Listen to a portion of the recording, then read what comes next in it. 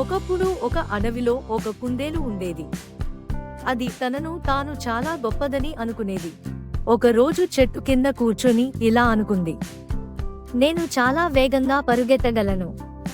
నన్నెవ్వరూ తాబేలు ఇంకా రాలేదు.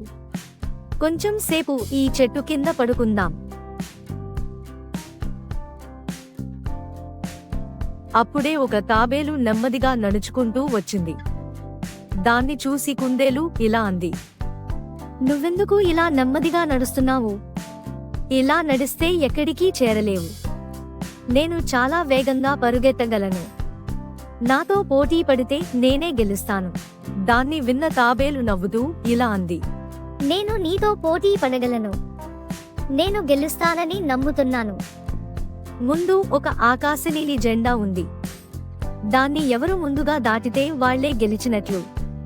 ఖచ్చితంగా నేనే గెలుస్తాను. చూస్తూ ఉండు, నేనే గెలుస్తాను. పోటీకి ఇద్దరూ సిద్ధమయ్యారు.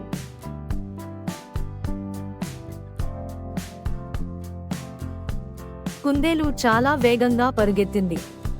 తాబేలు మాత్రం నెమ్మదిగా నడుస్తూ వచ్చింది. చాలా దూరం పరుగెత్తిన తరువాత కుందేలు వెనక్కి చూసింది. తాబేలు కనిపించలేదు. తాబేలు ఇంకా రాలేదు. కొంచెం సేపు ఈ చెట్టు కింద పడుకుందాం. అలా కుందేలు చెట్టు కింద కొంతసేపటికి తాబేలు నెమ్మదిగా వచ్చి కుందేలును దాటి ముందుకు వెళ్ళింది. అప్పుడే కుందేలు లేచి వేగంగా పరుగెత్తింది. కాని అప్పటికే తాబేలు గెలిచింది.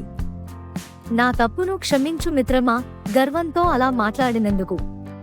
నీతి: నెమ్మదిగా అయినా క్రమంగా ప్రయత్నిస్తే విజయం సాధించవచ్చు. గర్వం ఓడింపజేస్తుంది.